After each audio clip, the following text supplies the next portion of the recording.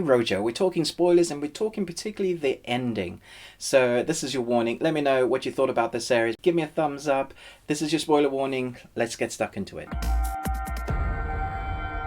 So our three female protagonists, we've had this chase sequence through 4 or 8 episodes, and they feel like they're going backwards and forwards. They're going to the club, they're not going to the club, they're going to clients they've met before, they're blackmailing clients to get them to, if one person's been stabbed in the boob or the breast, and they need help, that poor vet, he keeps getting roped in, they keep dropping bodies as they go along, whether it's them or the guys chasing them.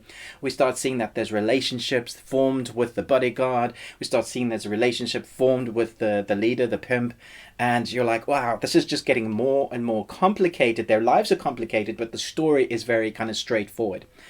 But then we get to that ending, and you're like, what the hell? But we have the two brothers, and their relationship with their mother and their father is estranged, and all of that sort of comes out to light. So we know that the one brother had to kill the father, and the pimp, well, the Mac Daddy, is the brother that's helped them sort that out. The other brother didn't know, and he finds out while they're burning the dude in the vat of acid.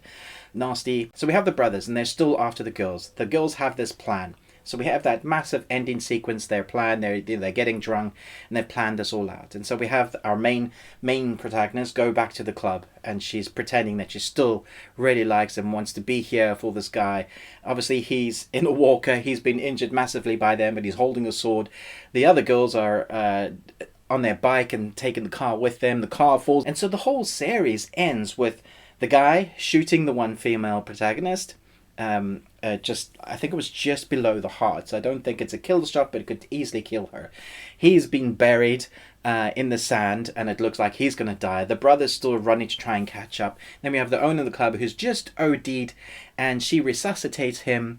He tries to strangle her, and it just ends like that, and you're like, are you serious? Because the narration for that moment is, but this was just the start. We thought this was going to be the end, but this was just the beginning. So, where is it going to go? Are they going to get the money?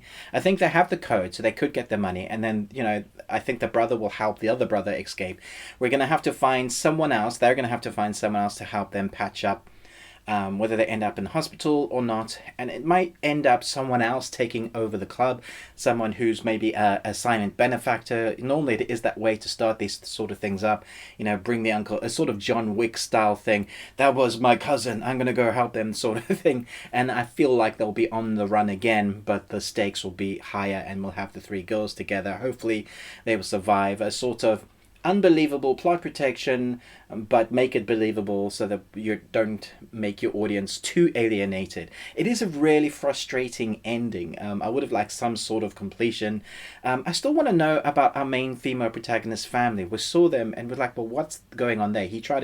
She was trying to kill her husband, which that didn't work, but she's obviously got a kid. The other female protagonist also has a child, but her mother sold her into the sex slave industry to put food on their tables. So there's all of that going on in the background. And then obviously we have the pregnant female as well. So I think it's Coral, Wendy, and Gina. And so we have this really, really heightened sense of tension just drop us in. Feels like we've been dropped in a vat of acid with that ending. You're like, now you're gonna have to wait a year or more depending on COVID or what's happening with filming, which is quite frustrating. But do let me know in the comments below, what are your theories? Where is this series gonna go? Do you think they should keep it going like Money Heist and do 3 or 4 series, maybe 5, or do you think they should wrap it up in the next one? Give me your theories down below. I've given you mine. I think it's gonna end up on the run again. I think they've left it like that. They can't just leave it like that. If there is an audience for this, we'll hopefully get another season just to at least wrap up the story. Thanks so much for watching this. Let me know your theories, but most of all, until next time, remember, live long and Tuesday.